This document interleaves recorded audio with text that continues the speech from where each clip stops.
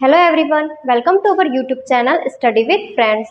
Geography की अब तक की 3 क्लासेस ऑलरेडी अपलोड कर दी जा चुकी है। इस आज की जो क्लासेस है ये आपकी 4th क्लास होगी। ठीक, देखिए शिक्षक भर्ती की क्लासेस में अगर देखा जाएगा तो ज्योग्राफी का भी एक सिलेबस है आपका, उसमें ज्योग्राफी 10वीं का भूगोल दिया गया है। तो 10वीं के भूगोल में 10वीं के भूगोल से कुछ नहीं आने वाला है, जो आने वाला है ये वाले भूगोल से आने वाला है। तो जितने लोगों को गलतफहमी है शिक्षक भर्ती की क्लासेस नहीं चल रही है वो अब तैयारी स्टार्ट कर दीजिए। ठीक, तो भारत का जो भूगोल है कल की क्लासेस में हम लोगों ने क्या देखा था, 7, 8 और 9 का कॉन्सेप्ट कंप्लीट हो गया था हमारा। जिन्होंने पिछले वीडियो नहीं देखा है वो जाकर के एक बार देख लीजिएगा। ठीक, आज जो हम पढ़ने वाले हैं ये जो चल रहा है टॉपिक क्या है, आपका नामकरण वाला टॉपिक चल रहा है। ठीक, तो नामकरण के अंतर्गत आज लास्ट खत्म हो जाएगा ये वाला जो टॉपिक है, इसके बाद फिर हम नेक्स्ट टॉपिक स्टार्ट करेंगे। तो देखिए इसमें हम लोग अभी जो पढ़ने वाले ये है IST। ठीक है, पहला पॉइंट हम लोग पढ़ने वाले हैं IST, यहाँ पे लिख देती हूँ मैं। फर्स्ट है IST। ठीक, IST जो रेखा होती है ये आपका देशांतर रेखा होती है। ये जो है ये IST रेखा कहलाएगी। ठीक है, इंडियन स्टैंडर्ड टाइम या इसी को बोला जाता है भारतीय मानक समय। ठीक है, भारतीय मानक समय रेखा बोला जाता है या इसको इंडियन स्टैंडर्ड टाइम बोला जाता है। ये कैसी रेखा, ये देशांतरी रेखा है। ठीक है, तो देशांतरी रेखा में देखिए ये कैसे देशांतरी है, अगर इसकी स्थिति देखा जाएगा 82.5 डिग्री पे स्थित है। ये IST जो है 82.5 डिग्री पूर्वी देशांतर पे स्थित रेखा है, ये पहली चीज। और जो IST जो है ये भारत के कुल 5 राज्यों से होकर के जाती है। क्लियर है, ये भारत के कुल 5 राज्यों से होकर के जाती है। कौन कौन से 5 राज्य, सबसे पहले यहाँ पे आ जाएगा यूपी। यूपी के बाद नेक्स्ट पढ़ेंगे एमपी के बाद नेक्स्ट यहाँ पे रहेगा छत्तीसगढ़। ठीक है, यूपी एमपी छत्तीसगढ़ 3 हुआ। छत्तीसगढ़ के बाद नेक्स्ट आ जाएगा यहाँ पे ओडिशा, ये वाला एरिया। ओडिशा के बाद नेक्स्ट यहाँ पे आ जाएगा आंध्र प्रदेश।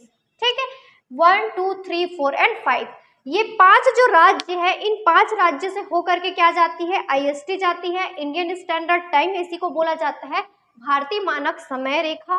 ये है भारत के 5 राज्यों से होकर के जाती है। पहला राज्य है यूपी। यूपी में अगर देखा जाएगा तो यूपी में इलाहाबाद प्लेस है ना, यहाँ पे लिखती हूँ मैं, यूपी में इलाहाबाद। और इलाहाबाद के निकट एक प्लेस है नैनी, यहाँ से हो करके IST जाती है। बाकी प्लेस में आपको नहीं पढ़ना, सिर्फ ये यूपी, क्योंकि ये क्वेश्चन आया हुआ है। इलाहाबाद के अंतर्गत एक और प्लेस है नैनी, यहाँ से हो करके IST जाती है। ठीक है, यूपी MP CG ओडिशा और आंध्र प्रदेश, ये इन 5 राज्यों से होकर के IST जाती है। क्लियर है, इसके बाद नेक्स्ट आपको पढ़ना है लैंड लॉक। ठीक है, लैंड लॉक या उसी को बोला जाता है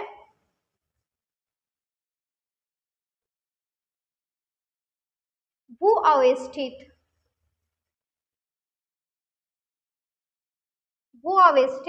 राज्य। भू अवस्थित राज्य का मतलब क्या है, ऐसे राज्य जो सिर्फ और सिर्फ अपने राज्य की सीमा को टच करते, किसी विदेशी सीमा को टच नहीं करते हैं, ऐसे राज्यों को बोला जाता है लैंड लॉक, या इसी को भू अवस्थित बोला जाता है। ठीक है, तो यहाँ पे भी जो देखिए IST 5 राज्यों से होकर के जाती है।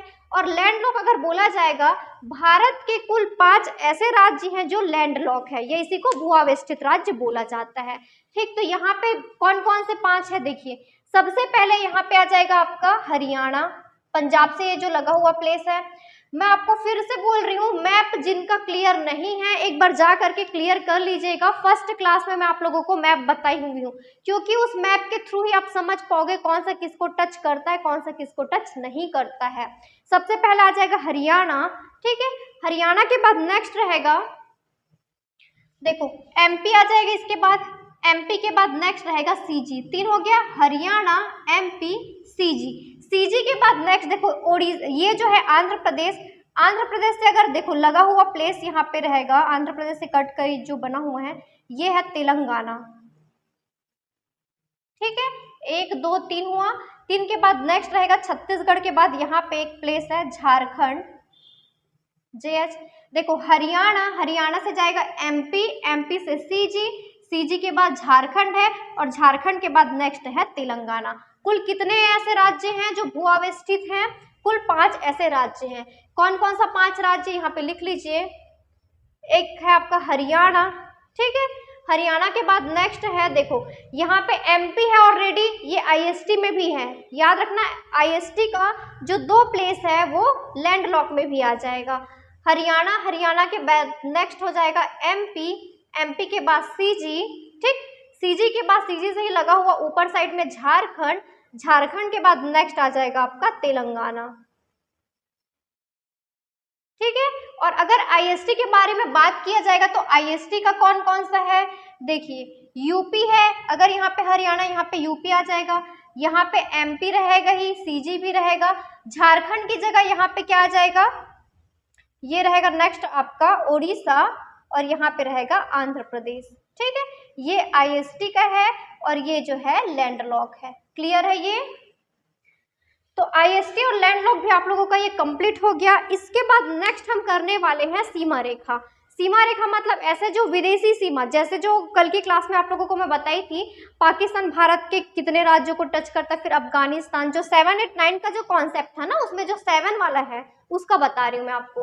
तो जो विदेशी है, जैसे आपका जो पाकिस्तान है, वो भारत के जो राज्य के साथ जो सीमा रेखा बनाते हैं, तो वो कौन, उस सीमा रेखा का नाम क्या क्या है, ठीक है। इस प्रकार का हम सीमा रेखा पढ़ेंगे। यहाँ तक का समझ में आया होगा, इसको नोट करिएगा और नोट करके अच्छे से याद करते हुए चलिएगा, ठीक है। इसके बाद चलिए स्टार्ट करते हैं हम सीमा रेखा।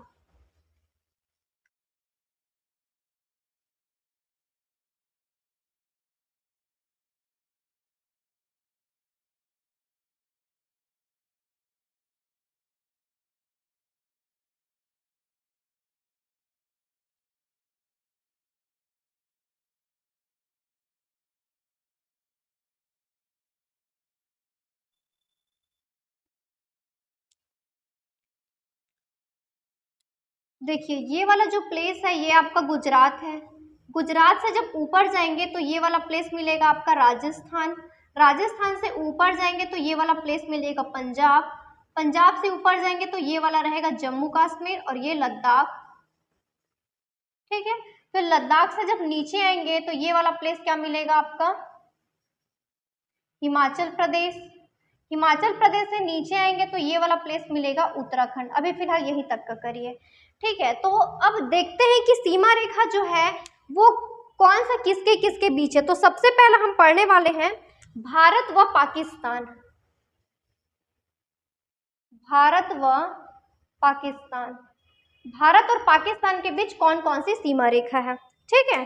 तो देखिए सबसे पहले स्टार्ट कर रहे हैं हम गुजरात से, क्योंकि गुजरात के साथ पाकिस्तान की सीमा रेखा बनती है, आपको कल की क्लास में बताई हूं मैं। यहाँ पे मिलेगा आपको सर्क्रिक रेखा, इस रेखा का नाम है सर्क्रिक रेखा, ठीक। सर्क्रिक रेखा के बाद ऊपर राजस्थान में जाएंगे तो यहाँ पे 3 चीजें मिलेगा, एक यहाँ पे, दूसरा और ये तीसरा। यहाँ पे मिलेगा 24 डिग्री उत्तरी अक्षांश, 24 डिग्री उत्तरी अक्षांश, क्लियर है ये। इसके बाद ऊपर जाएंगे, ये आपको मिलेगा रेड क्लिफ। रेड क्लिफ यहाँ पे रहेगा। देखिए रेड क्लिफ का जो लाइन है ये राजस्थान और पंजाब दोनों वाले एरिया में आती है, तो मैं यहाँ पे लिख देती हूँ रेड क्लिफ, ठीक। और एक ये जो छूटा है ये कहलाएगा आपका भारत व सिंध। भारत व सिंध कितना हुआ, 1 2 3 4, 4 रेखा हुआ। एक लास्ट है आपका LOC, line of control. LOC इसको बोला जाता है लाइन ऑफ कंट्रोल। ये भारत और पाकिस्तान के बीच का सीमा रेखा हुआ, ठीक है। कौन कौन सा, सबसे पहले सर्क्रिक रेखा, सर्क्रिक रेखा के बाद रहेगा 24 डिग्री उत्तरी अक्षांश। उसके बाद ऊपर की ओर जाएंगे तो भारत व सिंध रहेगा। फिर राजस्थान और पंजाब दोनों मिला करके दोनों जगह पे गया हुआ है रेड क्लिफ रेखा। ये रेड क्लिफ रेखा यहाँ पे भी मिलेगा आपको बांग्लादेश के साथ, ठीक। तो रेड क्लिफ 2 जगह पे रहेगा, ये भारत व पाकिस्तान, और यहाँ पे एक और मिलेगा भारत और बांग्लादेश के साथ। रेड क्लिफ के बाद जब आगे जाएंगे तो क्या मिलेगा, LOC, जिसको बोला जाता है लाइन ऑफ कंट्रोल। ये हो गया भारत और पाकिस्तान के बीच का, क्लियर है। इसके बाद नेक्स्ट है पाकिस्तान और अफगानिस्तान। देखो आपके दिमाग में आ रहा होगा कि वो भारत के साथ नहीं है तो उसको हम पढ़ क्यों रहे हैं, तो इसलिए पढ़ रहे हैं क्योंकि इससे क्वेश्चन आता है। ठीक है, तो ये हो जाएगा भारत व पाकिस्तान के साथ, यहाँ पे रहेगा पाकिस्तान और अफगानिस्तान, पाकिस्तान प्लस अफगानिस्तान।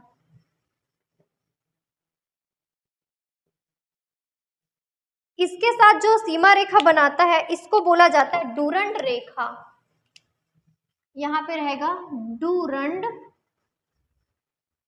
रेखा।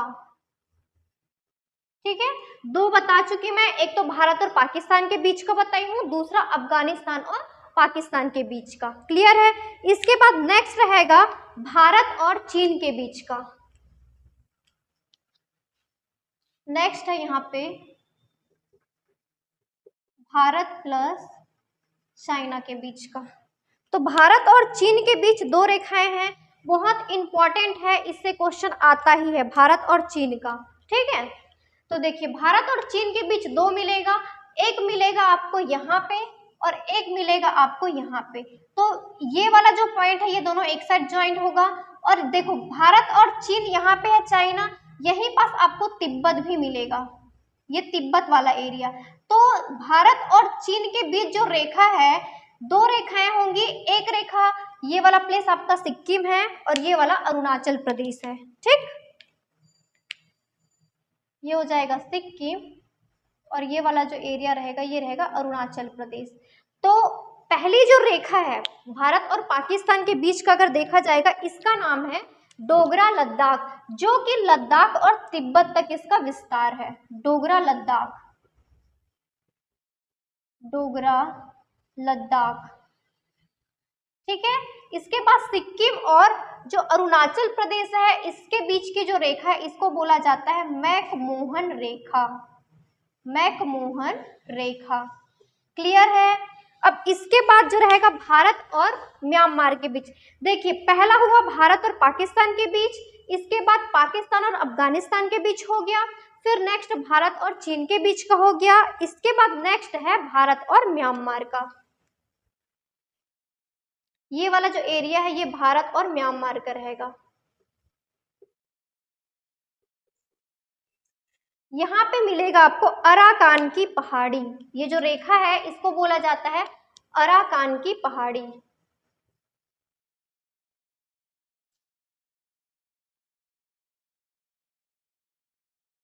अराकान की पहाड़ी। ठीक है, इसके बाद लास्ट बच गया यहाँ पे, ये वाला जो है इसको बोला जाएगा रेड क्लिफ रेखा। आपको थोड़ी देर पहले बताई हूं मैं अभी, रेड क्लिफ रेखा। और ये किन के बीच रहेगा, भारत और बांग्लादेश के बीच, भारत प्लस बांग्लादेश। क्लियर है ये। ठीक, यहाँ पे आपका खत्म होता है भारत के भूगोल का सामान्य परिचय, जिसमें आपको जितनी चीजें इंपॉर्टेंट है जो एग्जाम में पूछता है वो सारी चीजें आपका मैं कवर करा चुकी हूँ। जिन्होंने नहीं देखा है वो एक बार जा करके देख लीजिएगा। आज का जो कॉन्सेप्ट हम लोग क्या स्टार्ट किए हैं, सबसे पहले आईएसटी स्टार्ट किए, आईएसटी के बाद का जो था वो था हमारा लैंडलॉक या भू आवेष्टित राज्य। इसके बाद नेक्स्ट हम लोगों ने पढ़ा है विभाजन रेखा या सीमा रेखा है। सबसे पहले भारत और पाकिस्तान के बीच सर्क्रिक रेखा है जो कि गुजरात में स्थित है। गुजरात से ऊपर जाएंगे तो राजस्थान का प्लेस आता है। राजस्थान के प्लेस में देखा जाएगा तो 3 है, जिसमें से लास्ट वाला जो है वो पंजाब के साथ भी जुड़ा हुआ है। ठीक है, तो सर्क्रिक के बाद ऊपर जाएंगे तो क्या रहेगा 24 डिग्री उत्तरी अक्षांश, उससे ऊपर जाएंगे तो भारत और सिंध, और उससे ऊपर जाएंगे तो रेड क्लिफ रेखा। क्लियर है ये। और लास्ट सबसे ऊपर में जो लद्दाख वाला पॉइंट है वहां पे मिलेगा आपको LOC, जिसको बोला जाता है लाइन ऑफ कंट्रोल। क्लियर है। उसके बाद नेक्स्ट हम लोगों ने देखा है पाकिस्तान और अफगानिस्तान के बीच की रेखा, उनके बीच की जो रेखा है इसको बोला जाता है डूरंड रेखा। फिर नेक्स्ट हम लोगों ने देखा है भारत और चाइना के बीच का, भारत और चाइना के बीच 2 रेखाएं मिलेंगी, एक तो डोगरा लद्दाख है जो कि लद्दाख और तिब्बत तक इसका विस्तार है, और दूसरी जो रेखा है इसको मैकमोहन रेखा बोला जाता है, और इसका अगर विस्तार देखा जाएगा मैकमोहन का तो ये है आपका सिक्किम से लेकर के अरुणाचल प्रदेश तक। ठीक है। फिर नेक्स्ट है भारत और म्यांमार के बीच अराकान की पहाड़ी, और लास्ट बच गया भारत और बांग्लादेश के बीच रेड क्लिफ रेखा। ये बहुत इंपॉर्टेंट रेखा है, इसको याद करते हुए चलिएगा। क्लियर है? तो यहाँ पे भारत का सामान्य परिचय खत्म होता है। इसके बाद की नेक्स्ट क्लास हम लोग उसमें स्टार्ट करेंगे आपका भारत का प्राकृतिक विभाजन, जिसके अंतर्गत हम लोग बहुत सारे पर्वत, दर्रे, ये सारी चीजें पढ़ेंगे। क्लियर है? ठीक है, आज सिर्फ इतना करिएगा, नेक्स्ट क्लास में मैं आपको इसका जो सेकंड टॉपिक है वो स्टार्ट कर दूंगी। ठीक है, अगर आपको हमारा वीडियो अच्छा लगता है तो हमारे वीडियो को लाइक कीजिएगा, अपने फ्रेंड्स में शेयर कीजिएगा और हमारे चैनल को ज़्यादा से ज़्यादा सब्सक्राइब कीजिएगा। Thank you.